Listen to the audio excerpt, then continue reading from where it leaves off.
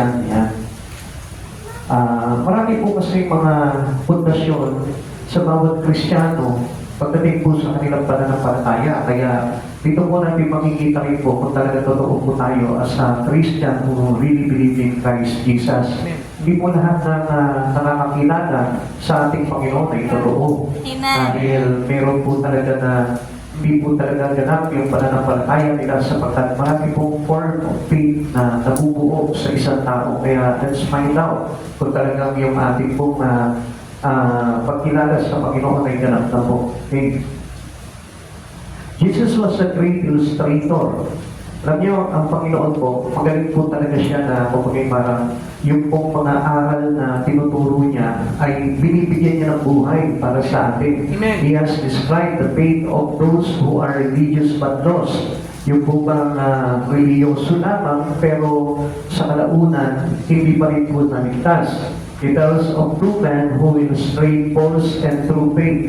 Yan. Kaya dito po, lalabas po dito at lulutang po dito, kung talagang tayo po talaga ay totoo. Real faith pa, real Christian po ba tayo with regards on our God? Sa pamamagitan po nung paglalarawan po sa atin kung tayo po ay nasa katotohanan o nasa kalikuan ng ating pananampalataya. Alam niyo po mga kapatid sa Panginoon, it is not enough to become a religious person. Kasi yung pagiging religyoso, common naman po yan kahit sa mga matatanda po nung araw, pero mga religyoso po yan. Kaya lang, ang unfortunately, kumisan po kasi yung ating pagiging religyoso ay hindi po nakaakma sa kalooban at kagustuhan mangyari ng Panginoon sa buhay po natin. Siguro kung mapapansin po natin, yung mga ninuno po natin, ako nakita ko po dati yung mga lola ko, mga lolo ko, talagang every meron po silang tinatawag na angelus, di ba? Yung nagpe-pray po sila, tuwing nasa isip po pa yun, na-stress ng hapon, ganun po sila. Tapos, sa umaga, madaling araw, nagpe-pray din po yun. So, it doesn't mean na safe na po sila through their, what they're doing with about their religious belief. No? Sa ating din po, ganun din po yan. Tayo po ay nagsisimba, tayo po ay nananalangin, tayo po ay sabihin namin nakikinig ng salita ng Diyos, pero that is not a real point as a Christians to become true. Hindi po yun yung talagang punto po natin. Ano po? Kundi kailangan po talaga yung talagang faith, yung pananampalataya natin totoo pagdating sa ating Panginoon. And there is a foundational faith na kailangan po meron ang isang totoong Kristiyano. Okay? But this time, tingnan po muna natin ito, dalawang nagtayo ng bahay. Dalawang tao po na nagtayo ng kanyang bahay. At dito po illustrate ng ating Panginoong Jesucristo yung pananampalataya, dalawang klaseng pananampalataya ng tao. Kaya nga, dito pala, mababase na po natin yung sarili natin kung talagang totoo po tayo sa ating Panginoon. Okay. Two builders represent all people. The wise man heard the words of God and obeyed it. Yung nakapakinig ng salita ng Diyos at pagkatapos sinunod niya po ito at pinabuhay niya. And the other one is the foolish man heard the word of God and ignored it. Ito naman po na taong hangal na kung saan napakinggan niya ang salita ng Diyos but he ignored it. Pinaniwala niya po ito at wala na. Kumbaga, napakinggan niya lang, pero hindi niya ipinapabuhay yung mga bagay nito. Now, let us characterize these two builders. Tingnan po natin kung ano po ba yung pagkakaiba po dito dalawa na ito at kung ano po yung kanya-kanya po nilang katangian. Okay. The wise man built his house on the rock.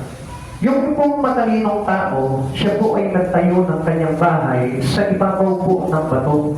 So, kung titignan po natin, the rock means it is a solid foundation. So, kung mapapansin po natin, pag sinabing malaking bato, ay talagang very massive po yan. Matatak po yan, matibay po yan. He heard the word and obeyed. So dito po kinaklasify ang isang matalinong tao na nagpakanig ng salita ng Diyos at ipinabuhay niya itong mga bagay nito. At ito po yung naglalarawan sa isang taong nagtayo ng kanyang bahay sa ibabaw po ng malaking bato. Mateo chapter 7 verse 24. Kaya ang bawat nakikinig at nagsasabuhan ng mga salita kong ito ay may tutulad sa isang taong matalino na nagtayo ng kanyang bahay na ang pundasyon ay bato. So the foundation is rock.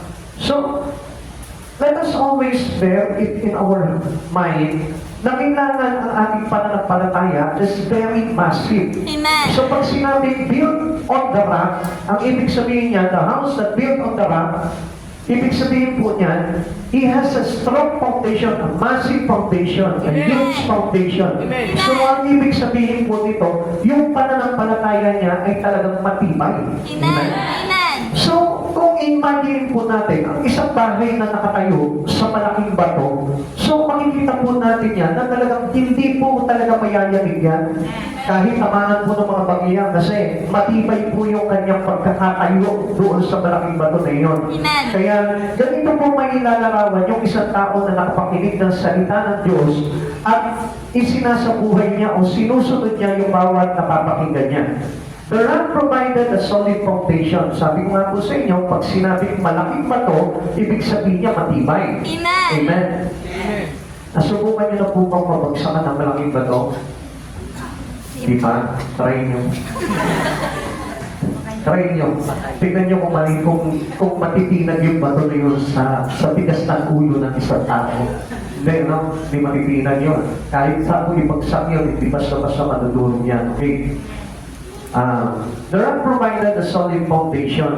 So, ito pong bato na ito, na malaking bato na ito, nire-represent po ito ni Kristo sa buhay po natin. So, meaning, kung gusto mo maging matatag at matibay, yung pundasyon ng iyong pananampalataya sa Panginoon, kailangan po that the rock is our Lord Christ Jesus. Amen. Kailangan siya po yung kinatatayuan natin sa buhay po natin. Kailangan doon po tayo sa ibabaw ng ating Panginoong Jesucristo, nakatayo po tayo at doon po tayo kumbagay parang itinayo o kumbagay parang tawag dito, tayo po ay parang itinatag sa ating Panginoong Jesucristo. Now, kung titignan po natin dito, Psalm 28 verse 1, to you, O Lord, I call my rock, be no not deaf to me, lest if you be silent to me, I become like those who go down to the pit. Now, ang sabi po ni Haring David po dito, siya po yung batong matibay. Pagdating po sa kanyang pananampalataya. Ano sabi niya po dito? Na kapag hindi dininig ng Diyos yung kanyang panalangin at nanatili po tahimik ang Panginoon po dito, para daw po siya nasa kaila-ilaliman kasama ang mga patay. So, ibig sabihin, walang saysay po ang buhay. Amen. Ganun din po sa atin. Kapag tayo po, we go down sa religious Christian, pero kung ganun lamang po yung ating pananampalataya at hindi si Kristo yung kinatatayuan at kinatatatagan ng ating pamumuhay o ng ating buhay, ay dahil yung parang po tayo mga patay na Amen. walang saysay. Amen. So, mapapansin po natin sa mundo po natin, marami po that their life doesn't depend on to Christ Jesus. Hindi sa Diyos nakadepende yung kanilang buhay. Kaya nga mapapansin natin sabi ko nga po sa inyo, marami pong tao na parang okay lang po sa kanila without Christ Jesus in them. Kahit na po namubuhay sila na separate yung buhay po nila sa Panginoon, okay lamang po sa kanila yon. So, ibig sabihin po niyan, they are not classified as a wise Christian. Marami pong Kristiyano all over the world. Marami po ang percentage na Christian, pero the true Christian is less sabi kami na napakaliit lamang po ng porsyento ng talagang totoong Kristiyano. Kaya nga po mapapansin po natin na hindi po lahat talaga ay naitatag sa pundasyon ng ating Panginoong Jesucristo. Kaya nga mapapansin po natin ang isang tao po, kapag talagang totoong aking Christ po talaga yan, nakitatag kay Kristo yan, kahit na po anong pagsubok ang dumating sa buhay po niyan, hindi po matitinan yan. Especially his faith. Yung kanyang pananampalataya sa Panginoon, kahit bagyuhin ng bagyuhin yan, hampasin ang mga pagsubok yan, hindi po matitinag yung kanyang pundasyon pagdating sa Panginoon. He really believes God in his life. And he knows that God is his refuge. Yun po yung ating sandigan, yung ating kublihan ng ating Panginoon. Kaya alam niya na hindi po siya matitinan kapag nandun siya kay Kristo. Kaya kung makapansin natin, marami po dinarating ang mga Kristiyano, dumarating sa kanila ang pagsubok sa buhay, pero ano po nangyayari? They are departed from Him, from God. Kaya kung mapapansin po natin, bakit humihiwalay? Because it is not Christ Jesus the foundation of their faith. Hindi si Kristo. Kaya nga dapat tayo mga Kristiyano. Tayo po mismo, kung talagang may pananampalataya tayo sa Panginoon, abuti ka man ng kagitna ng bagyot, problema at pagsubok sa buhay mo, hindi ka pa rin matitinag sa Panginoon. You will still remain on Christ Jesus.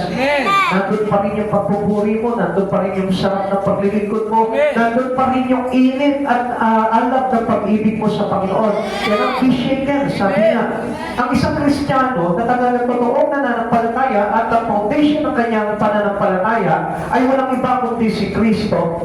He was strong and he is massively stand before the Lord. Makikita mo na talaga nakatayo yan kahit sabihin mo na hinahampas talaga yan ang mga pagsubok sa buhay. Makikita mo na talagang nandun pa rin siya sa Panginoon. Nandun pa rin yung init niya. Kaya nga si David, alam niyo po, David understood both strength and defensive protection. Alam niya kung ano yung palanggan niya eh. Kaya kung mapapansin natin, nadabanan niya po si Goliath eh. Ang sabi niya gano'n, hindi ko kailangan to. Binigay sa kanya yung sandata po ni Saul. Pero ano sabi niya?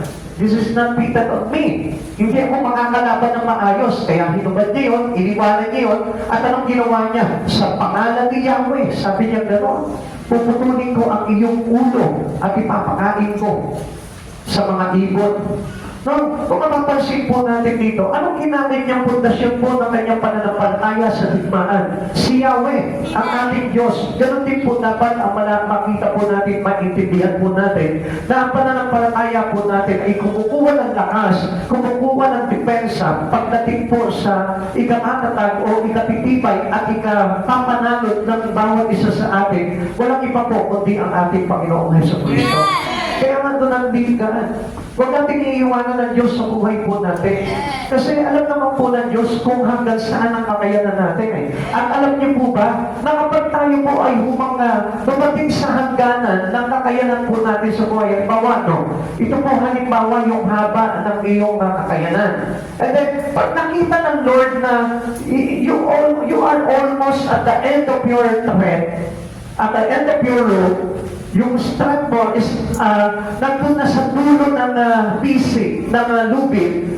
Ang Diyos po nung tutugtungan ng lakas, yung kalakasan mo. Na hindi ka talaga mauubusan because God is our strength. Kasi nga siya yung naging pundasyon ng ating pananampalataya. Kaya ang Diyos, lagi po yan nagtutugtong palagi sa atin. Nagtutugtong ng lakas, nagtutugtong ng pagtitimpik, ng pasensya, ng temperance. Lahat yan, ang Diyos ang tumutugtog po sa atin yan. Kaya nga yung kakayanan natin, akala niyo po ba, it is already enough. It is not enough. Kaya nga ang Lord, hindi niya tayo talaga binigyan talaga ng enough power, enough strength, enough talent. Hindi niya tayo binigyan ng gano'n. Bakit? Just for us to rely on Him. Kasi para tayo magtagumpay, sabi ko nga po sa inyo, kailangan na kapitan natin si Yahweh o ang ating Panginoong Jesucristo sa buhay po natin. Alam niyo po, kung ito po si David ay nanangan lamang po doon sa sandata po ni Saul, hindi niya po mapapabagsak si Goliath. Kaya naman po, nakita niya kasi na yung pong sandata po ni Saul, not fitted to him because nung isuot niya ito, hindi siya makalakad. Nabigatan siya, sabi niya, ang bigat nito, hindi ako makakakilos na mabuti. Samantalang he knows that God is our strength. Na hindi tayo mabibigatan sa lahat ng labanan because ang Diyos yung nagpapagaan ng laban para sa atin. Kaya nga isipin niyo mga kapatid sa Panginoon, Jesus is the rock of our foundation. At gusto ko na malaman po ninyo at sa sino man po na nakatatag sa ibabaw ng bato ng ating Panginoong Jesucristo, hindi siya matitinag.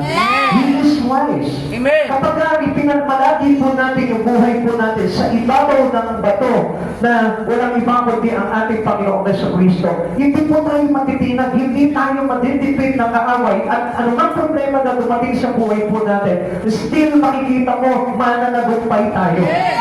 He is our only sure rock. Siya po yung talagang sigurado na matibay na pundasyon para sa atin. There is no other things to be the foundations of our faith.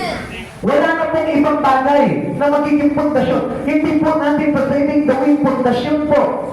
Yung mga sabihin po natin, let's say, the clay or yung clay or what kind of soil or what kind of sabihin po natin na kung ano man yung bagay na pwede mong tayuan sa buhay mo. I tell you, there is only one thing that we can stand, and that was the rock of Christ Jesus. And surely, ito pong bato na ito ay talagang subok na matibay po ito. Amen. Sapagkat nakita nyo naman po siguro kung ano yung pinagdaanan po ni Jesus, ano po? Amen. Yung pinagdaanan po ni Jesus na yun, doon pa lamang po, hindi na po tayo magdadaw. Dahil lahat, he overcome all those problems, all those trials, all those difficulties and hardship that happened to him. Napagtagumpayan niya po yun. Kaya nga po, kapag si Jesus po yung pinananganan po natin sa buhay natin, wala po mga pagsubok sa buhay po natin na makakapanaig po sa atin, kundi lahat po yan mapapagtagumpayan po natin. When David was afraid, he kept asking God. Alam niyo po, ito po si David, lagi niya po tinatanong ang Panginoon. Kapag mayroon po siyang worriness, ang Diyos ang kinakausap niya. Kapag may problema siya, ang Diyos ang kinakausap niya. Kapag nasa kagipitan po ito si David, ang Diyos po yung kinakausap at tinatawagan niya. He depend on Christ Jesus. He depend on Yahweh. Amen. Yun po yung kumbaga parang alam niya na magtatanggol palagi sa Kanya. Ganon din po tayo. Tingnan niyo po yung sinabi sa Psalm chapter 62 verse 2. Truly He is my rock and my salvation. He is my fortress. I will never be shaken. Siya yung aking poong. Alam niyo po ba, yung poong po, kapag tayo po'y napapalibutan ng poong, ito pong bayan na ito, napapalibutan ng poong, hindi po tayo basta-basta mapapasok. Amen. Ganun po yung kalagayan po nila nung araw. Pero, this is more than a fortress. Because God is His fortress. So meaning, alam natin na ang nagtatayo po ng poong ay tao lang. Pero this kind of fortress, hindi po tao ang nagtatag, kundi yung mismong Diyos na makapangyarihan. Kaya kapag tayo po ay napaligiran ng kapangyarihan ng ating Panginoon, kahit na po anong labanan, hindi po tayo mapapatumbang. Amen. Naniniwala po ba kayo doon? Yes, we believe on it because alam natin na talagang ang sandigan po natin talaga yung walang iba kundi ang ating Panginoon. Amen. Christ is our firm foundation. Amen? Amen. Siya po yung talagang matibay at matatag at hindi matitinag na pundasyon. No other foundation will stand. Kahit na po nung sabihin po natin, alam niyo po, actually, hindi naman po talaga yung malaking bato ang sinasabi ni Jesus po dito eh. Kundi siya po mismo. Amen. Sapagkat po, yung bato lamang po yun, it is this massive rock, this huge rock, is also a creation of God. Amen. So meaning, kaya-kaya pa rin ibuwan ng Diyos yung malaking bato na yun. Kaya nga yung putok, di ba kaya niyang patagin? So meaning, ang kailangan po talaga natin dito, na talagang firm foundation po natin is Christ Jesus. Kaya nga wala na pong iba. Amen. 1 Corinthians chapter 3 verse 11, sapagkat wala nang ibang pundasyon maaaring ilagay maliban sa nailagay na walang iba kundi si Jesucristo. Alam niyo po, alam niyo po ba ano po ba tawag dito, yung Twin Tower, yung sa 911, natatandaan niyo po ba yun? Alam niyo po, yung pong Twin Tower na po yun, ang sabi po nila ay wala pong makakatinag na bagyo doon. Wala makakatinag na lindol doon. Pero ano nangyari po dito? Sinubot ng Panginoon yung tibay doon, kaya nakita niyo, di ba, nag-collapse. nung inatake po ito nung suicidal bomber, anong nangyari po doon? Nawasak po yun, bumagsak. So alam niyo po mga kapatid sa Panginoon, wala pang bagay dito sa mundo na ito na hindi kayang pabagsakin, even a man. Amen. Kahit na ang tao, kayang pabagsakin yan. Gaano man katibay yan, kayang pabagsakin yan. Pero, sino po na tao ang makapagpapabagsak sa ating Diyos? No one. Amen. Kaya nga, ang isang matalinong tao, a wise person, who built his house into a rock. Nagtatayo siya ng kanyang bahay doon sa ibabaw ng malaking bato. Meaning, yung kanyang buhay ay naging Kristo. Nakasambigan kay Kristo. Kaya nga mga kapatid sa Panginoon how foolish is a man who let God in his life. Na kapag iniwanan mo ang Diyos sa buhay mo, wala ka ng tibay. Sabi mo sa katabi mo, pag iniwanan mo ang Diyos, wala kang tibay. Pag iniwanan mo ang Diyos, wala kang tibay. Lagi natin tatandaan yan mga kapatid sa Panginoon. Kaya hindi niyo po napapansin, many Christian easily depart from Him. Ang daming mga Kristiyano ang bilis mahiwalay sa Panginoon. Alam niyo, kahit nagaano matagal ang isang Kristiyano, kung hindi po siya talagang naitatag, naipundasyon kay Kristo, mawawasak pa rin yung kanyang pananampalataya sa Diyos. Mahihiwalay pa rin po siya sa Panginoon. Kaya nga, lagi po natin siguraduhin na si Kristo po yung only foundations that we have in our faith. Yung pananampalataya natin, walang iba kundi si Kristo. Ngayon makikita po natin ano po. Mga kapatid sa Panginoon, if we truly have this foundation, dapat ganun din po yung ating pananampalataya. Yung pananampalataya dapat ng tao ay hindi natitinag na kahit na dumating ka sa mga bagay, sa problema sa buhay mo, o anumang bagyo sa buhay mo, still, si Jesus talaga yung panghahawakan mo. Kaya na kung mapapansin po natin, pansinin nyo. Sino yung unang-unang tinatakbuhan mo kapag may problema ka? It is not God. It is not Jesus. I tell you the truth. Pag nagka-problema ang tao rin ang hinahanap niya, hindi ang Diyos. Kaya nga kadalasan pakikita mo, affected yung kanyang relation pagdating sa Panginoon. Kasi alam nyo, the real faith that is foundational by Christ Jesus the Rock, kapag kaya po ay mayroon nagkaroon ng pagsubok sa buhay, makikita mo yan, talagang makikita mo na naka-stand firm pa rin sa Panginoon yan, hindi natitinag yan, hindi affected yung kanyang relasyon sa Panginoon. But this is the truth, mga kapatid sa Panginoon, na kapag ikaw na itataboy ka ng pagsubok sa buhay, na itataboy ka ng sitwasyon o circumstansya ng buhay mo, I tell you, you have a wrong faith. You have a false faith. Hindi totoo yung pananampalataya mo. You are not built on the rock. You are not built into Christ's foundation. Dahil ang isang tao po talaga, na talaga si Kristo yung kanyang pinananampalatayaan sa buhay. Makikita mo hindi matitinag yan. Kahit gaano pa kabigat yung pinagdaraanan niya, makikita mo sumasamba pa rin yan. Hindi ko pa rin yan. Masarap pa rin yung nagpupuri sa Panginoon yan. Kaya nga ano sabi po dito, this foundation is secure.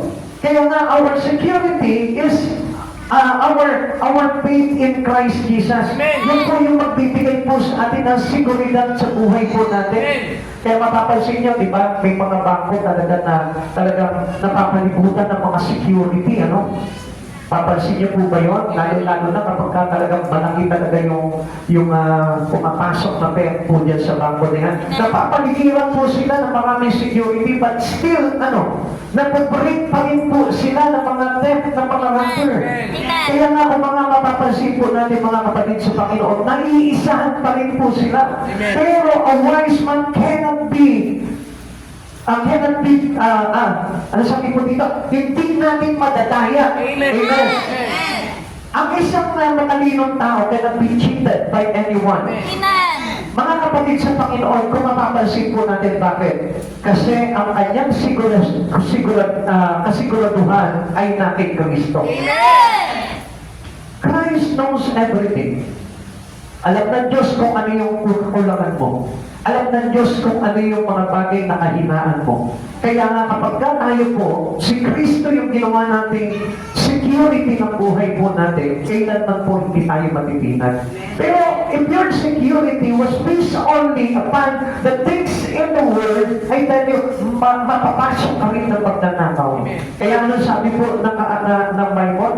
Sabi niya gano'n, kung kayo mag-impok ng kayamanan dito sapagkat mayroong mga naninirang tanga at insekto. Mga kapatid sa Panginoon, alam niyo po ba kung anong ibig sabihin nun? Ibig sabihin po nito, it is easy to guard when your foundation is about the things in the world.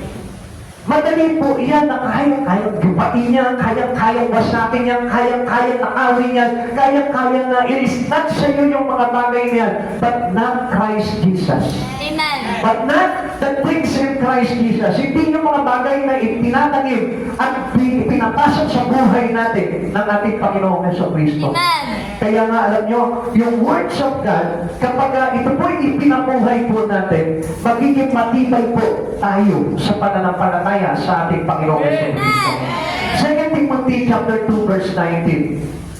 Ngunit matibay ang pundasyong itinatag ng Diyos at do'y nakatatak, nakikilala ng Panginoon kung sino-sino ang tunay na Kanya at ang bawat nagsasabing siya'y sa Panginoon ay dapat lumayo sa kasamaan. Come on. Alam niyo po ba kung anong sinasabi po dito ng Panginoon na lumayo sa kasamaan? Saan po ba nanggagaling ngayon yung tinatawag na kasamaan? Hindi po ba itong ating mundo, itong sanlibutan, Amen. kaya nga kung mapapansin po natin, ayaw ng Lord talaga na tayo po ay makonform sa mga bagay dito sa sanlibutan. Amen. Dahil all things in the world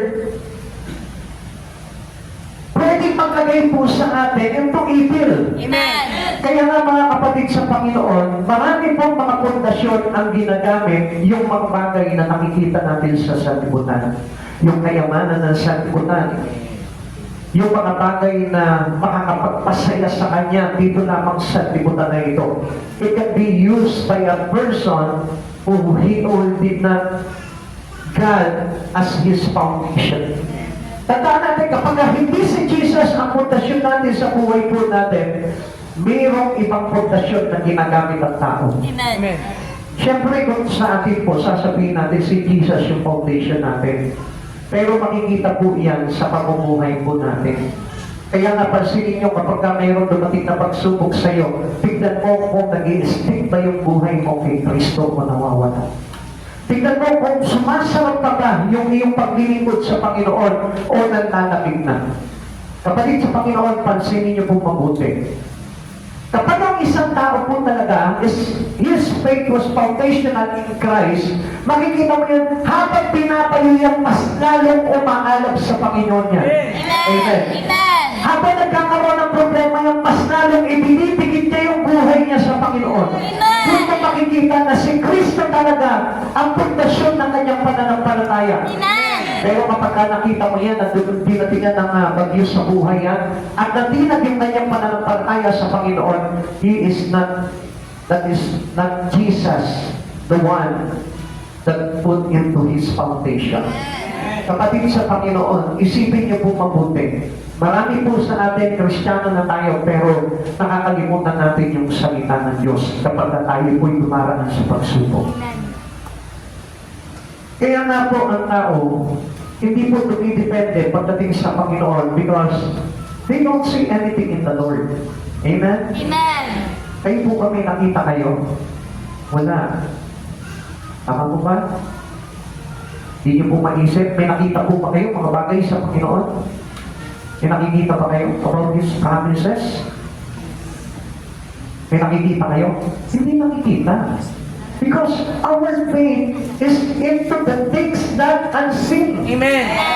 Hindi natin nakikita yun. Kaya nga, ang hirap pananampalataya sa Lord eh. Kaya nga, nananampalataya ako sa Lord, ililigtas ako, pero yun ba ay talaga nakabase sa mga pamumuhay mo, sa mga ginagawa mo? I know that Jesus can save me. I know that Jesus is the way, the truth, and the life. Pero ang pamumuhay mo ba nakaugma doon sa words of God? Kaya nga yun yung sinasabi ko dito eh.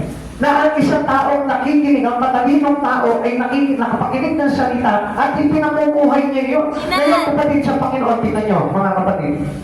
Kaya nga po, kung minsan, ang akala natin, wala naman tayo na saan, bakit tayo maglilipad, bakit pa tayo mag-church? Sa pag-church ba may nakikita kayo? Nothing. Wala, totoo lang, wala. Amen. Why? Because it is all about the Spirit. Amen. Nakabase po iyan doon sa buhay na walang hanggan na pinangako sa atin ng Lord. At alam niyo po ba, promises ng Lord is not about these things. It is this life. Amen. Ang pangako ng Diyos is the life ahead. Doon sa kanyang kaharian. Kaya ipapangakuhan ka lang ng Panginoon dito sa mga bagay na ito. Hindi siya yun eh. Yung nangangako ng mga bagay dito, it is the same who promised or who tempt Jesus. Natatandaan niyo po ba yun? Amen. Nung i-tempt po si Jesus, itong si Satan, ano po yung ipinangako niya ng Jesus? The richness of the world, Amen. the kingdom of the world. Amen. Yun yung ipinangako niya. Kaya nga mga kapatid sa Panginoon, si Satan ipapakita sa iyo. Through your naked eye, ipapakita sa iyo yung kagandahan ng kayamanan at kaharian dito sa mundong ito. But God, hindi. Amen. Wala ka makikita because para sa Kanya, ang mahalaga is your real faith in Him. Na kahit wala siyang ino-offer sa iyo, basta nabasa mo yung pangako niya sa iyo at pinaghawakan mo, I tell you, doon nakabasa yung totoong pananampalataya mo. Kahit na sa isang taon, o sa 5 taon, o sa 10 taon na paglilingkod mo sa Panginoon, you have nothing in your hand. Amen. Or wala kang blessing na tinatanggap sa Panginoon, but still, nananatili ka, naglilingkod ka sa Panginoon. That was the real faith. Amen. That looking for us by Jesus. Yun yung hinahanap na pananampalataya natin. Amen. Yung sa tingin mo, bakit ganito? Hindi naman ako umaasenso sa trabaho mo. Sa kabila ng ako'y naglilingkod ng tapat sa Panginoon. Kapatid, kasi hindi doon ang pinapakita ng Lord eh. Ang pinapakita talaga sa atin ng Lord dito as a wise who has really faith that the foundation is rock ay yung pong mga bagay na inaasahan natin doon sa kanyang kaharian. Amen. Kaya nga mga kapatid sa Panginoon, it is hard to learn about these things as a Christian. Marami akala niyo po ba ng datayan ang bilang Kristiyano? Bakit? Sa katunayan lamang po, ang maraming Kristiyano po sa panahon po natin ngayon, umaasa lamang sa biyaya. Pansinin niyo po yan mga kapatid sa Panginoon. Tayo nagpe-pray tayo sa Lord to have this blessing, this material blessing. Amen. Nagpe-pray tayo sa Lord commonly para makapapansin po natin yung mga pangangailangan na natin sa araw-araw sa mundong ito. Amen. How many of us nag-pray sa Panginoon at yung pagsihan ng kanyang panalangin is about the kingdom of God? Lord, please tell me. Lord, please, may I know all the things so I can come into your kingdom. Yung po ba yung mga pinapanalangin po natin? Panginoon, turuan mo ako ng mga bagay tama, mas gusto ko maganap. Yung mga bagay pang makapasok ako sa kaharian ng Diyos. Hindi po ba ang laman palagi ng panalangin po natin? It's about the material things of the world. Lord, pagpalagay mo naman yung anak ko. Yung pag-aaral ng anak ko, Lord. Yung business namin, Lord. Bless us, O God. Alam niyo po ba, that was a wrong foundation. Amen. That was a wrong faith. Amen. Kasi yung pananampalataya natin to the things that are seen. Amen. Kaya nga kapag gano'n ang hinahanap natin, mayroong papasok sa buhay mo. At alam mo na kung sino yung mas higit na nag-o-offer sa iyo ng bagay niyo. Kaya hindi nyo napapansin. Marami pong mga matatagal ng Krisyano na i-snatch pa into the hands of God. Bakit? Kasi yun ang tinitignan nila. Kung tayo po yung manapit sa Panginoon, yun ang titignan mo. Na kahit nahirap ang buhay mo, mahalin mo pa rin ang Diyos. Amen. Na kahit napuno ka ng problema sa buhay, mahalin mo pa rin ang Diyos. Na kahit hindi naririnig ng Diyos o hindi pinapansin ng Diyos yung panalangin mo, mahalin mo pa rin at paglingkuran mo pa rin ang Diyos. Amen. yung totoong pananampalataya. Amen. Na kahit wala kang nakukuha, wala kang natatanggap o wala kang napapakinabangan sa mga bagay na ginagawa mo for the glory of God, nananatili ka pa rin at masarap pa rin yung iyong pagpupuri sa Diyos.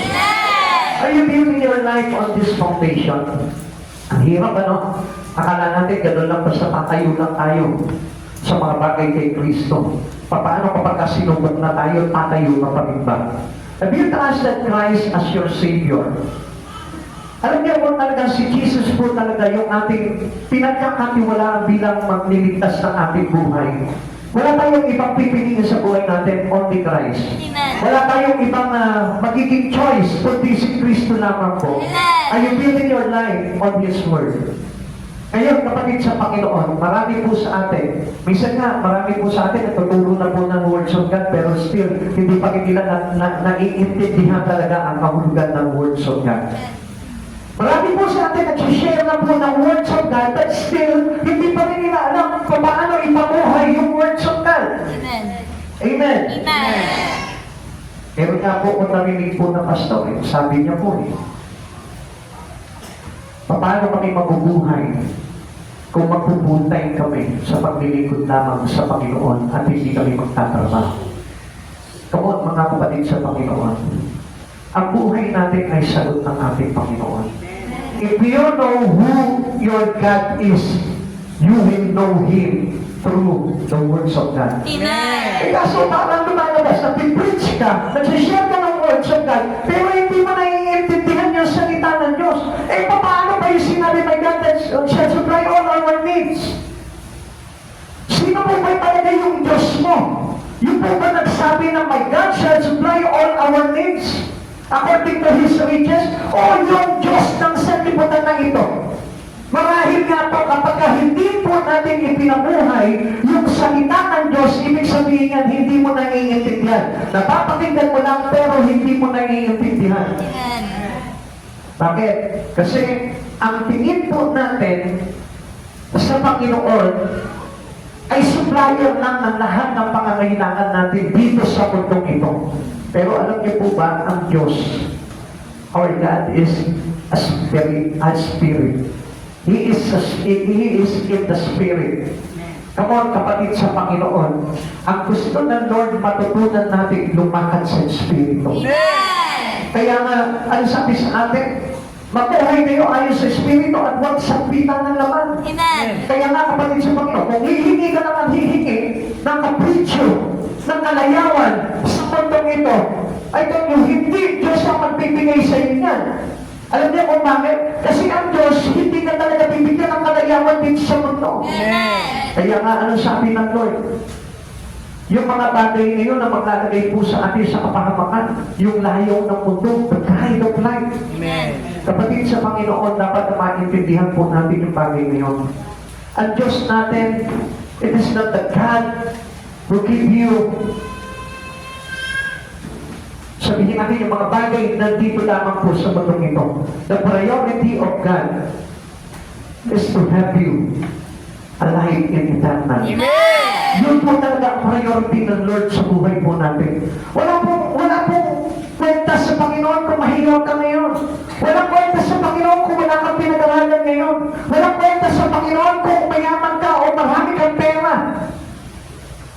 Ang mahalaga sa Panginoon, you must know na tayo po ay talagang mas siguro niya na maililigtas niya. Amen. Yun po yung talagang dayunin ng Panginoon kung bakit po siya bumaba dito.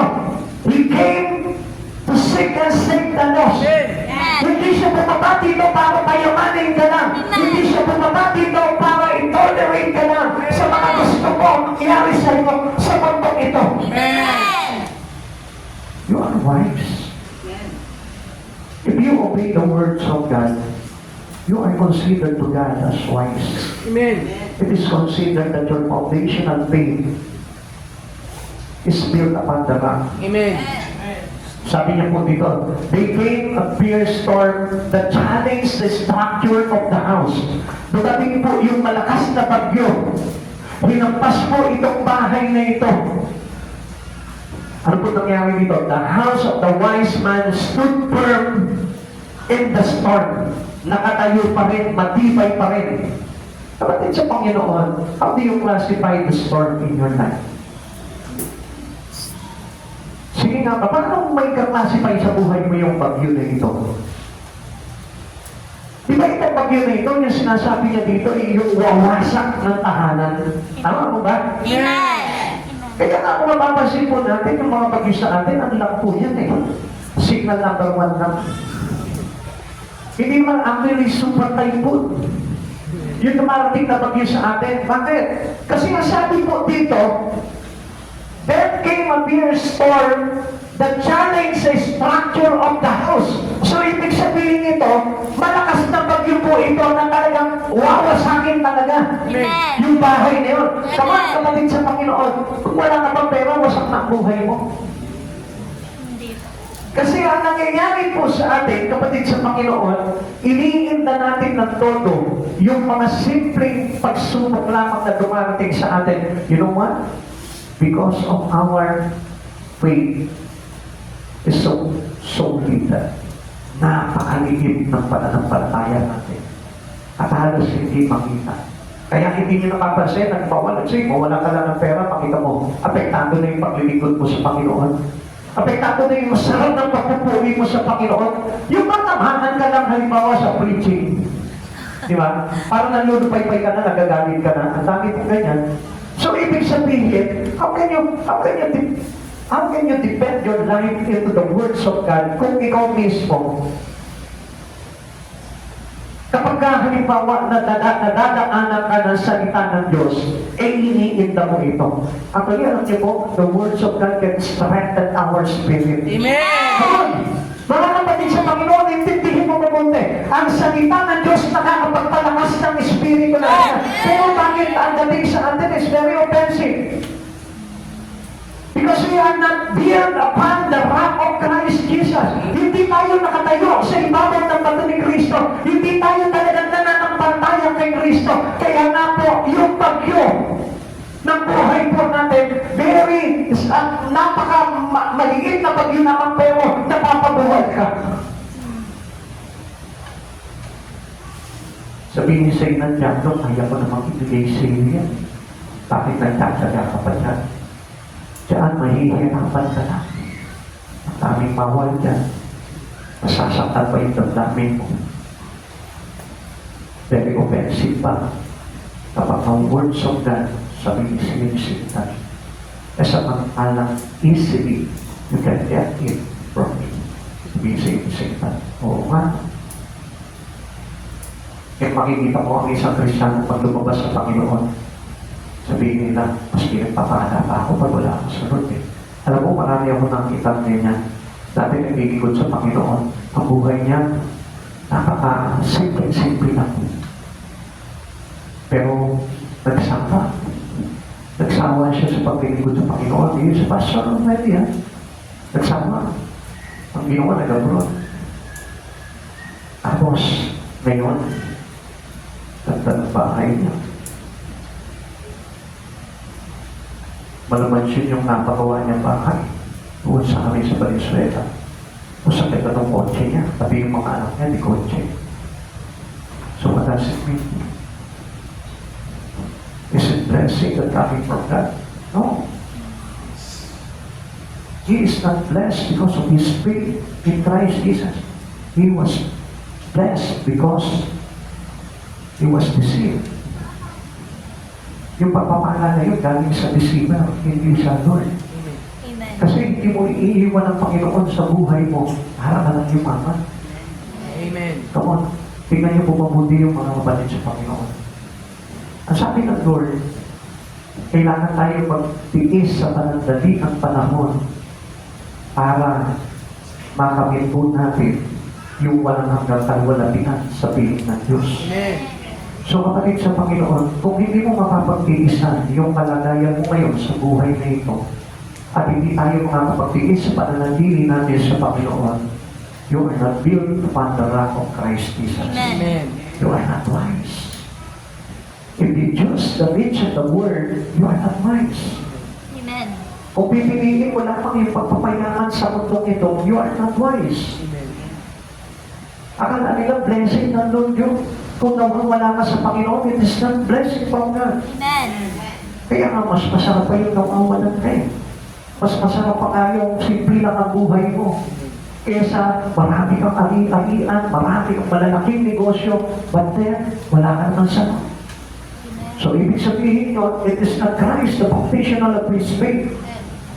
O, pero kung tatanungin mo sila, blessing ng Lord yun, sasabihin nila, pala kami ng Lord eh.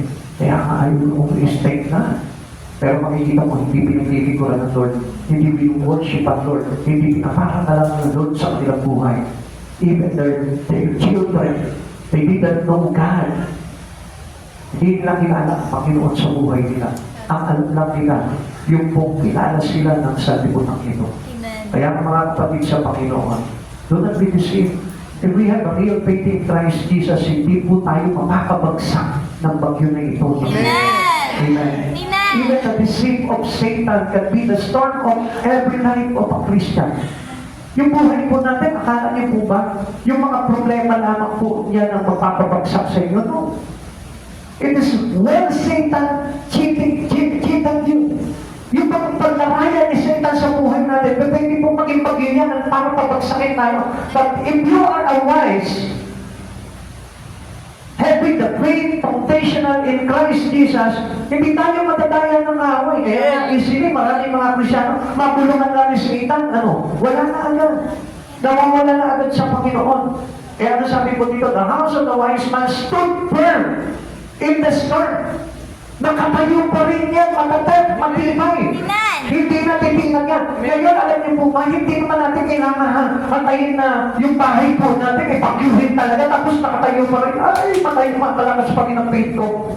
Come on, kapatid sa Panginoon, hindi po yun ang kasi ang ibig sabihin na ikaw yung tahanan na nakatayo sa ibabaw ni Kristo. Amen. Hindi naman yung tahanan mo eh. Hindi naman basta-basta matitinag yan eh. Konkreto yung bahay mo, matitinag ba ng bagyo yan? Maaaring hindi pa rin ang bubog mo, pero hindi yung matitinag doon sa kinatatayuan yan. Pero, ang anong ng Lord po dito, ikaw, na naglilingkod sa Panginoon, sumasamba sa Panginoon, hanggang saan ang tibay ng iyong pagsamba sa Lord? Yun ang tanong ng Lord. If you are really built upon the rock of Christ Jesus, how long will you stay worshiping God? How long will you stay serving God in your life?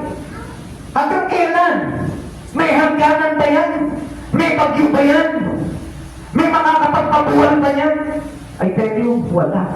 Dapat. Amen. Hanggang mabuti ka man na pamatayan mo dito sa mundong ito, dapat naglilingkod ka pa rin sa Panginoon. Amen. Amen. Amen. Amen. Amen. Ikalawa, the foolish man built his house on the sand. Kung makikita po natin ang wise man, matatag matibay, hindi nawawala sa Panginoon, ganun lamang po yun. Na kahit nasubukin po yan, na kahit nasabihin mo na ano bang problema na danasin niya inside this work with Christ Jesus, hindi matitinag yan, pero this foolish man, tingnan po natin kung paano nagtayo ito ng bahay niya doon sa buhanginan. He heard the word of God, but ignored it. Nakakapakinig siya ng salita ng Diyos, pero baliwala lang sa kanya. Still yung buhay niya pa rin, recognizable pa rin ang sanlibutan ito. Nakabase pa rin sa mga bagay sa sanlibutan na ito. Yung buhay niya pa rin ay nakapattern pa rin, nakaconfirm pa rin sa style ng mundong ito. Kaya nga mga kapatid sa Panginoon, do not say that you are a Christian, pero still, yung pattern ng buhay mo ay nakaayon pa rin sa mga bagay na makasanlibutan. Mateo 7:26, ang bawat nakikinig ng salita ng aking salita, ngunit hindi naman nagsasagawa na mga aral na ito ay may tutulad naman sa isang taong hangal na nagtayo ng kanyang bahay sa mga may buhanginan. So, sino bang buong tao na matalino na magtatayo na ang pundasyon niya ay sabihin po natin na malambot? So, siguro, ikaw mismo may iisip mo, naku, hindi tayo pwede dito. Kailangan to siksikin natin ito. Kailangan to takpakan natin ito ng mga graba, ng mga bato para tumatag yung lupa na ito. Amen. Kapatid sa Panginoon, pag alam mo na ang tatayuan ng bahay mo ay malambot na lupa, tutuloy mo pa ba yun? Hindi po. Hindi, kailangan may gagawin kang proseso doon sa lupa na yun para na sa ganun maging matibay yung itatayo mong bahay. But the foolish man doesn't mind it. Basta ang sa kanya, maitayo niya lang yung kanyang bahay. Ganon din po yung mga religious people. Yung mga religiosong tao lang, okay na ito, basta kilala ko ang Diyos sa buhay ko. Ganon lamang po sa kanila. Okay na ba, basta ako nakakapag-churches, nakakasamba lamang sa Panginoon. Okay na po sa kanila yun. They are foolish. Sapagkat kung hindi mo patatagin yung iyong relasyon sa Panginoon, hindi mo papatibayan yung iyong pananampalataya sa Panginoon, na kahit ampasin ka ng bagyo, hindi ka matitinag. Alam nyo, wala sa isa po yung pagiging religyoso natin. Kaya nga, sino lamang po yung mga maliligtas eh? Yaon lamang sumusunod sa kalooban ng aking Ama, sa akin ng ating Panginoon. At alam niyo po ba yung pagsunod sa kalooban ng Diyos, pagsunod sa salita ng Diyos? We need to listen and apply the words. Amen. Kailangan po na lahat na napapakinggan po natin, ina-apply natin sa buhay po natin. There are many choices for life's foundation.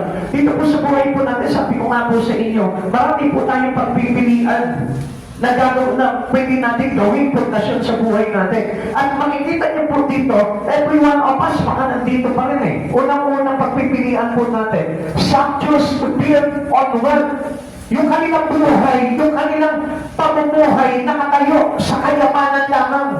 Na kapag tinanggalan mo ng kayamanan niya, parang piling niyo, wala nang kwenta ang buhay niya. Amen. Amen.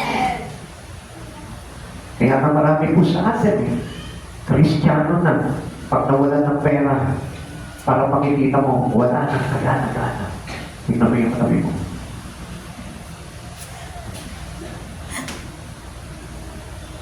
Naman, nalipago ba tayo? Amen. Salamat po sa Panginoon. Sana po hindi tayo ganun, ano?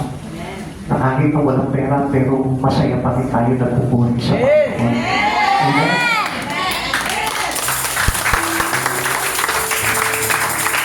Kasi hindi naman po talaga pera ang basihan ng buhay eh. Amen. Pero ang dami yung nagsasabi ng iba, paano tayo mabubuhay kung walang pera? Tama tayo, kailangan natin ng pera. Yes, we need money. Kaya lang, kung ano yung tulot ng Lord sa'yo, magpasalamat ka. Amen. Hindi naman sinabi na, hindi ko na kailangan ng pera, Kristiyano na ako eh. Come on, lahat tayo. We are not hypocrite to God. Lahat tayo kailangan ng pera. Pero, hindi dapat tayo matinag kung wala tayong pera. Amen. Amen? Amen. Actually, yung pera, kung papansinin natin eh, mawawalan ka, pero mamaya meron ka na uli. Amen. Kaya lang, alam nyo, sabi nga po nung narinig ko, hindi naman po masama na lagi kumain ng tuyo. Kaya lang, kung tuyo na lagi ang ulam mo, matutuyo ka. Amen? Katulad din po yan eh, mga kapatid sa Panginoon, tayo bilang mga Kristiyano, oo, nawawalan tayo ng pera. Pero, lagi pa kayong walang pera? Hindi po. Ibig sabihin niya, kaya lagi kang walang pera dahil may problema ka sa iyong relasyon sa Panginoon kung bakit hindi ka nagkakaroon. Amen. Ganun lamang po kasimple yun. Now, pwede po natin yung workout yung buhay natin pagdating sa mga bagay na yun. Kung saan yung bagay na parang nakikita mo, na empty ka, pwede mo punuin yun. Amen. Kaya lang, ito po ay nakabase po sa ating Panginoon. Kaya nga, make your relations to Jesus. Gawin mo yung relasyon mo sa Panginoon, talagang buhayin mo pag ginamit mo sa Panginoon, makikita mo, hindi ka magkukulang. Amen. Maaring hindi sobra, pero hindi ka magkukulang. Amen. Amen. Amen. Kaya nga hindi natin kailangan na talagang ang ating pananampalataya ay nakatayo lamang po sa ibabaw ng kayamanan ng mundong ito. Amen. At hindi natin masasabi na yung kayamanan ng mundong ito ang magbibigay sa atin ng kaganakan sa buhay. Amen. Amen. Kaya nga lahat ng ito, mga bagay na ito, shall pass. Amen. Pagkalaho po yan. Ibig sabihin, pag nandito nakasalig po yung ating pananampalataya, yung kagalakan natin, yung ating kapayapaan doon lahat, ibig sabihin yan, it will pass. Amen. Yung kapayapaan mo, pansamantala lang. Yung kagalakan mo, pansamantala lang. Yung pananampalataya mo, pansamantala lang. Kung ikaw ay nakatatag, yung foundation mo is about the word of the word. Pansamantala lang yun. So kaya nga marami po nawawala, nalalaglag sa kanilang totoong pananampalataya Kristo dahil iba yung kanilang foundation. Amen. Amen. Amen. Kawikaan chapter 23 verse 4 to 5. Huwag mong pagunin ang sarili sa pagpapayaman, pag-aralan mong umiwas doon, sapagkat madaling mawala ang kayamanan, ito'y sibilis ng agila sa paglipad sa kalawakan. It is easy to go. Amen. It will pass as soon. Amen. Kapatid sa Panginoon, kung iintindihin lamang po natin, ang Diyos hindi mawawala. Amen. Amen. Kaya nga, if we build our faith into Christ Jesus, hindi mawawala yung faith mo. Pero bakit marami po nawawala sa Panginoon? Ibig sabihin, hindi si Kristo ang foundational nila. They know Christ Jesus. They can serve Christ Jesus, but not on the way that Christ Jesus considered to us. Amen. Hindi yung paglilingkod na talagang gusto ng Panginoon sa atin, kundi yung paglilingkod lamang na gusto natin. Dahil yung talagang totoong wise, naglilingkod yan accordingly sa gusto ng Panginoon. Pero itong foolish, itong hangal na ito, iba yung nagiging pundasyon niya ng buong sa buhay. Lord, payamanin mo lang ako, paglilingkuran kita. Nakarinig na po ba kayo ng ganyan? Lord, pagpanain mo lamang po yung buhay namin, paglilingkuran kita. Lord, pagtagupayin mo lang yung negosyo namin, paglilingkuran kita. Your faith was based upon the word of God. Amen. Doon nakasalig yung kanilang pananampalataya sa yaman ng mundo. Some just build on pleasure. Yan. Doon lang sa mga kalayawan ng mundo na ito. Doon lamang sa pagpapasarap sa mundo ito. Eh, sarap nga naman, siyempre, di ba? Mga kapatid sa Panginoon. Alam niyo, ako rin, pinangarap ko nga po yun eh. Kasi ako sa tanong buhay ko, hindi naman po ako nakabili ng kotse na brand new. Sa isip-isip ko lang, nasarap siguro kapag galing sa kasa, ilalabas mo yung kotse, ano, bagong-bago, bibili ka ng Raptor worth 2 million. Ang sarap siguro ng bago-bago, ikaw yung unang-unang sasakay at magmamaneho nun. Wala kang nararamdaman na lumalangit na pintuan. Wala kang naririnig na parang merong sisiw sa ilalim. Di ba? Ang sarap manehuhin mong gano'n na halos talagang hindi kahit tumakas sa bako, smooth yung hindi na ulit pagkahanap ang mga segunda mano ng sasakyan, lumang sasakyan na pagkadakas pa ko. Nagpapaus pa yung kakawalan. Pagka mapagbahan nyo galing sa kasa, pag pinaneho mo, daan mo sa bako.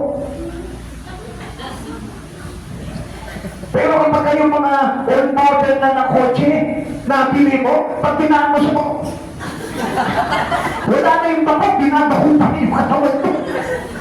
Amen?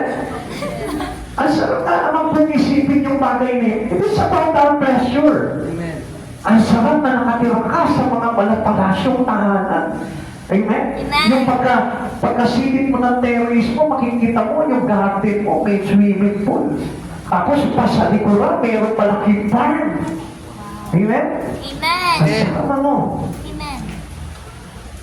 At hindi po ito yung dapat na pagtatagan at pagtayuan ng ating pananampalataya sa Lord.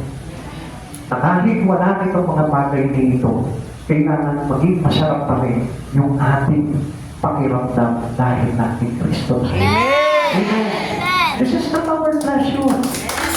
The word is not our pleasure. The reach of the word is not our pleasure. Our pleasure was in Christ Jesus, na kay Kristo yung talagang sarap ng buhay ng isang tao. Amen. Kaya nga kapag nag-church ka at hindi mo talaga napipili yung sarap kay Kristo, I tell you, hindi siya yung nagbibigay talaga sa iyo. Hindi talaga siya yung kasapatan ng buhay mo. Come on, sino dito yung talagang parang feeling niya kasarap-sarap na mapakinig ka sa salita ng Diyos? At sino naman dito yung nanggigigil na ngayon? Come on. It is not Christ, the one who gives you pleasure. Sabi nga po ng Pilipos chapter 3 verse 19, kapahamakan ang kahinatnan nila sapagkat ang Diyos nila ay ang hilig ng kanilang katawan, ikinararangal nila ang mga bagay na dapat sana nilang ikahiya at walang silang iniisip kundi ang mga bagay na makalupa. Tama, kapatid sa Panginoon, isang kasumpa-sumpa sa Panginoon. It is a condemnation to God na kapag ang isip lamang po natin ay sa mga kaprityuhan lamang ng mundong ito. Pati ayaw ng Diyos yun. Maniwala kayo. Amen. Kasi ang gusto ng Panginoon talaga sa atin bilang mananampalataya kay Kristo, ang naging laman ng isipan po natin, yung mga bagay na kaibig-ibig, mga bagay na banal, mga bagay na nakalulugod at tabu-ipuri sa ating Panginoon. Yung gusto talaga na laman ng isipan po natin lahat. Some choose to build on the praise of people. Ayan. Diba? Kung isa, kapag halimbawa, no, parang naitatag lang tayo. Kapag halimbawa, uy, ang galing niya. Mahusay niya. Yung hinahangaan lang tayo ng tao, yung masikat lamang tayo sa tao, pero kapag laos ka na, wala nang gana maglingkod yan. Amen? Amen. Amen po ba tayo, no? Amen. Kapag halimbawa, hindi ka na napapraise ng mga kasama mo, hindi ka na napapansin, na-insupera ka na lang. Kung bagay parang ang piling mo, against all odds ka na, no? Parang hindi na ayos sa lahat yung pamumuhay mo. Parang hindi na ako katanggap-tanggap dun sa church na yun. Alis na lang ako. Come on, kapatid sa Panginoon. Sinusubok ng Diyos yung sarap ng pananampalataya mo. Amen. Kaya nga mga kapatid sa Panginoon, kahit na istabing ka niya katabi mo, mananatili pa rin yung sarap ng iyong paglilingkod at pananampalataya sa Panginoon. Amen. Kahit na halimbawa, sabi ko nga po sa inyo, lahat ng worker dito, galit sa'yo, huwag ka pa rin matitinan. Amen. Kasi kay Jesus halos lahat galit eh. Amen. Si Jesus halos lahat, hindi talaga pinuli si Jesus at that time. Amen. Kaya nga, sino tayo para kay giliwan ng lahat na nandito ngayon? Amen. Ako, sabihin ko po sa inyo, hindi lahat kayo natutuwa sa akin eh. Baka nga mas marami pa po yung hindi natutuwa kayo sa akin dito eh. But I praise God kasi nakukuha ko yung kalooban ng Diyos eh. Amen. Alam niyo kung bakit? Kasi ano sabi nila? Kabubuhian tayo. Dahil tayo ay mga naglilingkod kay Yeso Kristo. Amen. Sa mga bagay na ginagawa natin pagpaparangal kay Kristo, kaiinisan tayo, kabubuhian tayo, lalayuan tayo. Amen. Bakit? Yun ang ginawa nila kay Jesus eh. Amen. Kaya nga kung halimbawa, buhi-buhi sa iyo yung katabi mo ngayon dyan, sabihin mo, si Jesus ang kinamuhian at hindi si Jesus ang namuhi. O alam mo na yan. O sino dito yung may mga kinamuhian? Ha? Kayo, Sister Tare? Namumuhi niyo ako, Sister Tare. Lagi niyo tandaan, ganito yan. Ang namumuhi ay hindi ni Kristo. Amen. Ha?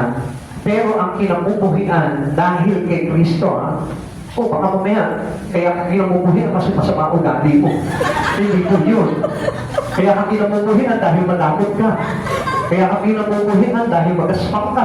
Hindi yun. Ang ibig sabihin, kaya ka kinamumuhian dahil ang tindi ng pagsamba mo sa Panginoon, tindi ng paglilingkod mo sa Panginoon, kay Kristo yun. Amen. Pero kung halimbawa, let's say, ikaw naman namumuhi ka sa isang tao na dahil sobrang paglingkod sa Panginoon ay dahil hindi kay Jesus yun.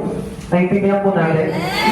Kaya nga hindi po, yung paglilingkod natin hindi nakapasi po sa papuri ng mga tao. Kaya nga our foundation is solid in Christ lamang. Amen. Amen? Kaya maglilingkod pa rin kayo kahit na kinaiinisan na kayo. Amen. Amen? Sino po dito yung maglilingkod pa rin at mananatili sa Panginoon? Amen. Kahit na-islabig ka dito, Amen. kahit na piling mo, parang hindi ka na nila pinapansin. Amen. Amen kayo, amen kayo niya. Bukas na pangalawa, wala na kayo dito. Bakit tanongin mo, paano susungit ka na? Makikita na yung mga kasungitan. Paano, hindi na ako pinapansin niya. Pag nakaupo ko, hindi natakanan lang ako. Nasa kayo yung pundasyon mo, nasa papuri lang ng tao. Amen. Samantalang si Sister Katrina, siya, pero pag ako nakikita, sinikutan ako. Diba, may mga ganung mga issues sa church, no? Si Pastor, kapag marunong mag-LO, talagang todo, estimat nun sa tao. Pero pag hindi nag-LO, hinihirapan. Si ba hindi nag-LO dito, mahirapan na. Di ba may mga ganong issue tayo? Ang daming mga pumapasok sa isipan natin kasi nakabase lamang po yung pundasyon natin is about the praise of people. Alam niyo, nung araw, ganyan din po kami. May Sister Mary, kapag ng batang talaga kami, naghahanap kami, nagsa-church hopping kami. Hinahanap namin yung talaga well-accommodated. Pag yung pong pumasok at ganda, oh my God, ay, dito po kayo sa, dito po kayo dito, taga saan po kayo? Ang pogi naman. Pag hindi nagsasabi sa akin ng pogi, nilalayasan ko church. Ibig ko sabihin, kapag halimbawa, hindi ka iniistima, di ba? Eh, nung isa, nakirapan ako ng pastor. Huwag na tayo bumalik dito. Sabi ko, okay, sister Mary. Hindi na kami bumalik doon. Kasi nga, hindi yan yung pundasyon po natin. Na kahit na hindi ka estimahin, hindi ka, kung bakit parang pumasok ka dito, hindi naman tao nagdala sa dito ang Diyos eh. Amen! Kahit istabi ka na lahat ng ito, basta ang Diyos hindi ka i-istabi kahit na ano mangyari. Dito sinasabi mo, puro ganito lang itsura ko. Nasa naman palagi sa sarili. Hindi na ako pinakausap. Yan, may mga ganyang issue. Pero I tell you one thing, mas maganda nga itong sinusulo ka ng Diyos. Kasi naman dagdalay ka ng dagdalay ng mga workers dito, wala namang kasaysayan yung mga pinapokwento. Amen. Di ba? Mas maganda ba yung nakakaswelo ka doon? Di ba? Umangawit-awit ka lang kahit mag-isa ka. Di ba? Mapapalat ng mga inaapi. Sapagkat si Jesus ang kakampi, ako yun. Di ba? Wala, sinabi mo sa awitin, mapapalad ang mga chismosa. Sila ay nasa isang grupo. Amen? Kaya mapapalad ka kung hiwalay ka sa mga chismosa sa church na ito. Amen? Ha? Naintindihan nyo? O kaya tingnan nyo na ngayon kung sino yung mga bi-Islam sa inyo. Baka mamaya yung bi-Islam sa inyo dito, one of the chismakers dito yan. Amen? Now, wala tayo sa papuri ng tao. Kahit na ano yung sitwasyon, nadatnan po natin sa church, ang importante dyan, ang Diyos ang tumawag sa iyo. Ibig sabihin, our foundation is Christ Jesus and not the people. Amen. Hindi yung papuri, hindi yung mga pansin sa iyo ng tao, yung mga kapagpatalag sa iyo sa pananampalataya, kundi si Jesus Christ. Amen. Amen. Mateo chapter 6, verse 1 to 4. Pag-ingatan ninyong hindi pakitang tao ang pagtupad ninyo sa inyong mga tungkulin sa Diyos. Kapag ganyan ang ginawa ninyo, wala kayong matatapong gantimpala sa buhan sa inyong Ama na nasa langit. Kaya nga, kapag nagbibigay ka ng limos, huwag mo nang ipag-ingay pagaya ng ginagawa ng mga mapagkunwari sa mga sinagoga at sa mga lansangan upang sila'y purihin ng mga tao. Kaya mga kapatid sa Panginoon, mas maganda yung ginagawa natin kahit lihim, basta ang napaparangalan ng Diyos. Amen. Mas especially in giving, sa bagay, wala naman po tayo may pupunta doon sa giving kasi wala naman nag-i-give eh. Joke lang. Di ba? Pag magbibigay kayo, dapat palihim. Kasi pagpapangibabaw, kapag ka tayo nagbibigay ng nakalantag, intindihan nyo? Amen. Ang ibig sabihin po ng Panginoon dito, hindi na sa pagbibigay, kundi sa paglilingkod. Kapag naglilingkod ka at laging parang nakasentro, gusto mo yung buhay mo sa mga tao habang naglilingkod ka, napapapurihan ka, ibig sabihin yung walang sa-isay, walang gantimpala sa langit na matatamo. Amen. Kaya mas maganda, gumagawa tayo behind the scene. Amen. Naglilingkod tayo behind the scene. Amen.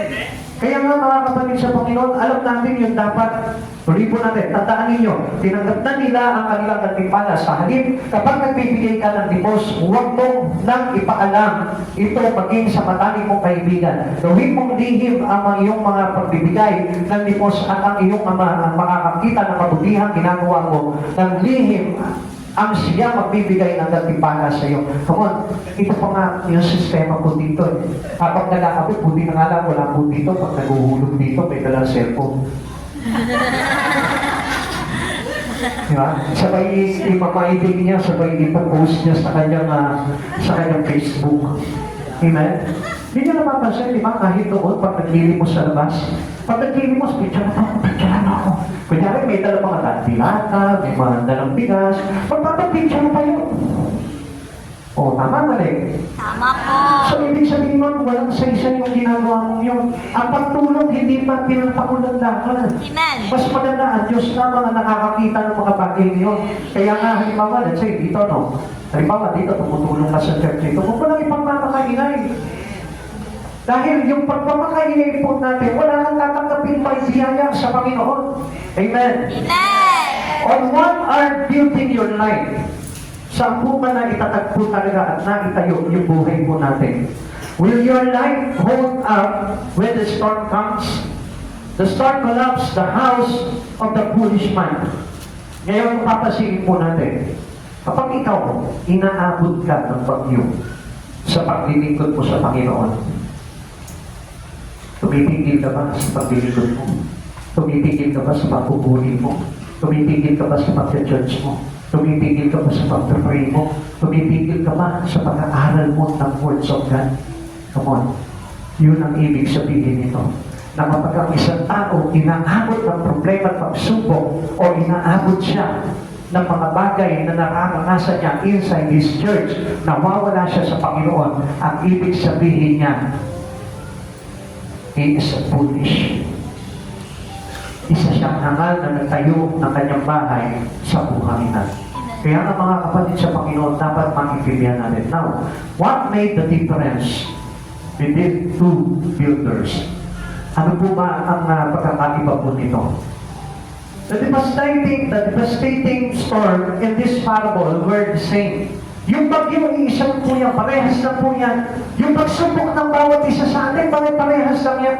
In many forms, in many sizes, in different forms, yung mga pagsubok natin sa buhay, pero parehas lang po yan, storm of life. Amen. Amen. The rain descended and the floods came. Dumating po, bumagsak, bumuo sa ulan at bumaha. The winds blow and beat on these two houses. Parehas po na binayo ng malakas na hangin itong dalawang bahay na ito. Parehas na po yung hangin. Parehas naman po yung storm na bumagyo sa kanila, na tumama sa kanilang bahay. 1 Corinthians chapter 10 verse 13. Walang pagsubok na dumating sa inyo na hindi nararanasan ng ibang tao. Tapat ang Diyos at hindi niya ipahihintulot na kayo'y subukin ng higit sa inyong makakaya. Sa halip pagdating ng pagsubok, bibigyan niya kayo ng lakas upang makayanan ito at ng paraan upang malagpasan ito. Kaya nga kapatid sa Panginoon, kung yung iyong kakabi ngayon, na-overcome niya yung problema niya, ikaw din, kaya mo yun. Amen. Amen. Kung yung ibang tao na walang Diyos, nakaka-overcome ng mga problema nila, ikaw kaya na nakatayo at nakatatag kay Kristo. Kaya nga mga kapatid sa Panginoon, as a true Christian, who build our faith into God's foundation, hindi ka dapat natitinan at dapat mas matibay ka sa mga tao walang pananampalataya kay Hesus Kristo. Dapat mas matatag ka sa mga unbeliever. Dapat mas matatag ka sa mga non-Christian. Dapat mas matibay ka doon sa mga tao hindi kumikilala kay Hesus Kristo. Sapagkat we know God in our life. At alam natin na kapag kaisa natin ang Diyos, who can be against us? Sino ang laban sa atin? Kasama natin si Jesus. Kakampi natin si Jesus. Ipagtatanggol tayo ni Jesus. Kaya wala tayo dapat ikumakot. Pagluhiman ng buhay ang isang Kristiyano. Hindi ang matitinag sa kanyang relasyon kay Hesus Kristo. Kaya yung mga tao na naitataboy ng pagsubok sa buhay palayo kay Kristo, hindi ako naniniwala na nakakilala sila kay Hesus Kristo. Sapagkat ang totoo talagang pananampalataya na nakatatag kay Hesus Kristo, kailanman hindi yan mawawala kay Hesus Kristo. The difference was in the foundation. Ang pagkakaiba nito, alam niyo kung ano? Yung pong kanilang pundasyon.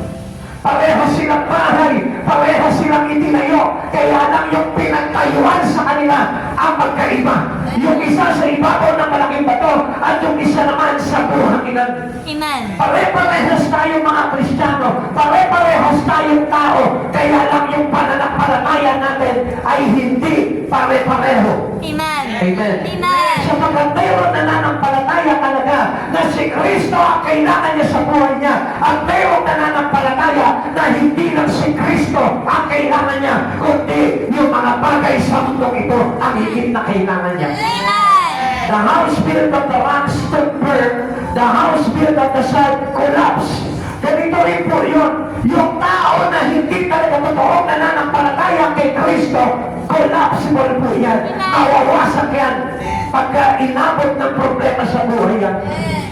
Pero yung tao na naitatag kay Kristo, kahit ang pasin ng pag-iyan, mananatili yan Kristiyanong totoo.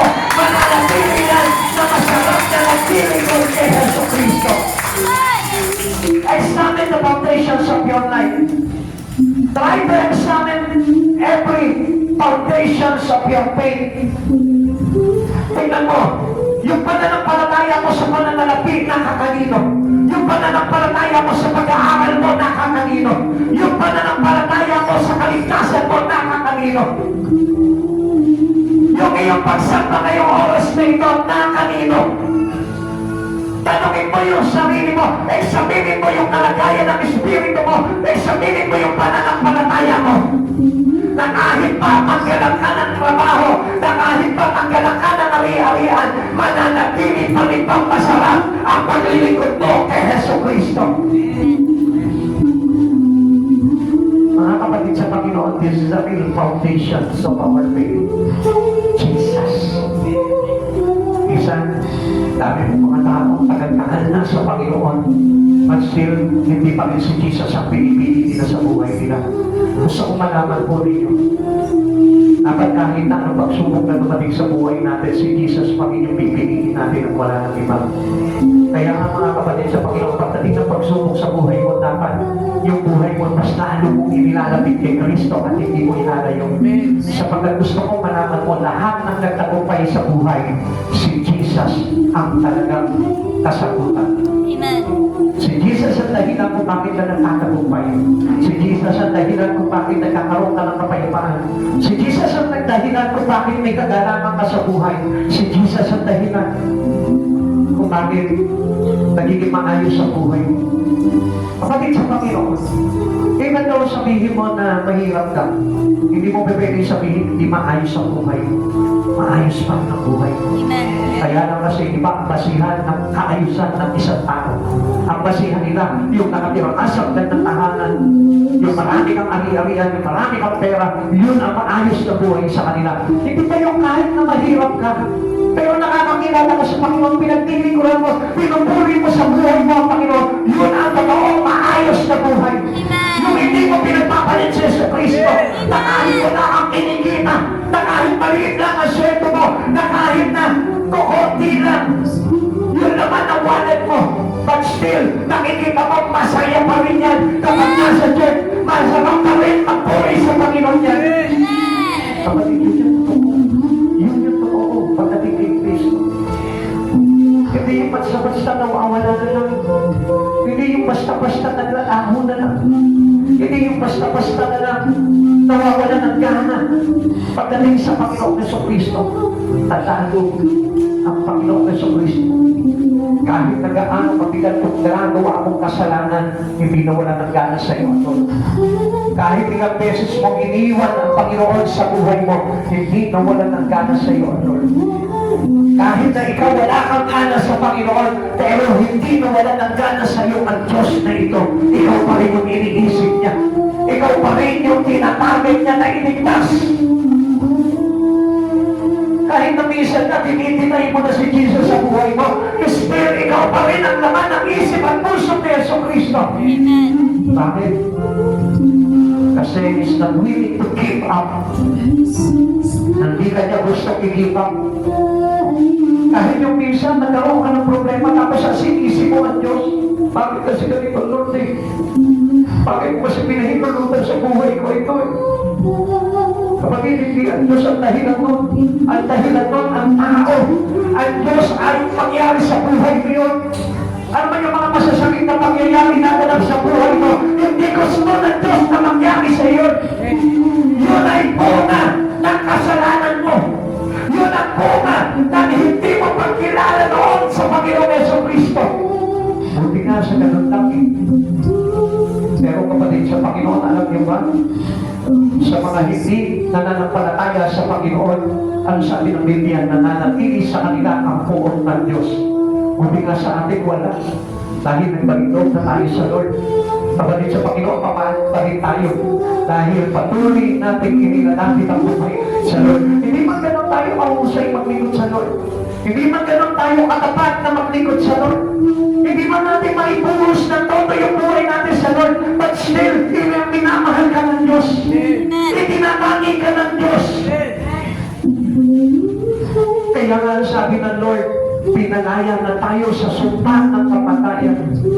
Kaya sa oras nito, kapatid sa Panginoon, bakit hindi ka mga sa Panginoon? At sabihin mo sa Panginoon, Lord, hindi na ako aalis sa iyo. Hindi na ako matitinag ng bagyo na ito. Hindi ko tutulakan yung mga natayo ng bahay sa buhanginan.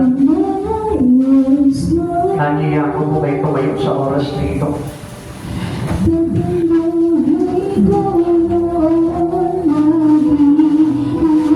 Alam niyo po ba ang pinakamasarap na buhay ng isang tao? Hindi naman po yung masarap na marami kang masarap na pagkain sa rep mo.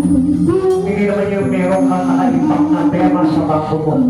Kundi ang pinakamasarap na buhay na meron ang isang tao. Yung buhay na kumikilala kay Yesu Cristo. Dahil pagdating ng araw, kasama siyang paparangalan kasama ni Yesu Cristo. Ayaw po'y magpasalamat sa oras dito sa Panginoon. Pasalamatan mo siya. Hindi ka natawag sa Kanya kung naging ganun ka.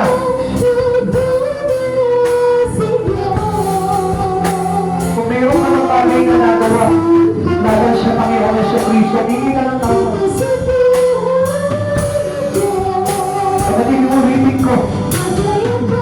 Yung mga bagay ng buhay ay pumalamang po yan na natin paglahip sa Panginoon. Kaya tayo binabagyo, kaya tayo nagkakaroon ng problema. Dahil hindi ganang ang pagsabit natin sa Lord. Pero kapag lumapit tayo sa Panginoon, magiging magaan ang lahat. Ano ang problema at pagsunod na daanan natin sa buhay nito? Gagaan nito. Hindi ka matigilan sa balat si Jesus. Ang tanging santigan at kalakasan ng bawat mga nanampalataya. Purihin ang Panginoon, hallelujah.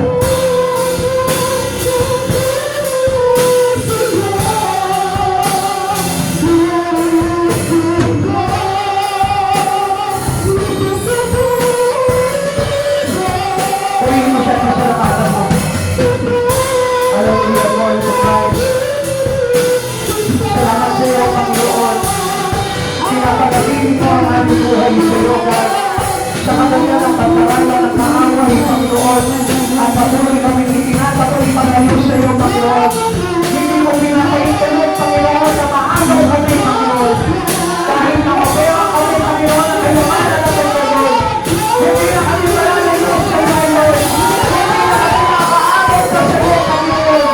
Sa Panginoon, Diyos na kailangan namin, Lord. Jesus, thank you, Lord, tinawag tayo. Lord, ako ang important thing na alalay sa buhay. Ikaw yung pinakamainam. Sa Diyos kami, Panginoon, sa buhay nito, Lord. Hallelujah, Jesus.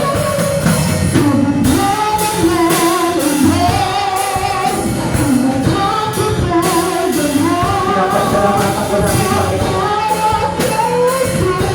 Dahil sa lakas na kalooban, Panginoon, nananatili kami makatayo. Nananatili kami na ang buhay namin ay nakalapit Panginoon sa iyo. Maraming salamat po, Panginoon Jesus. Hindi mo kami pinabayaan. Salamat, Panginoon, sa bawat pagkukulang namin.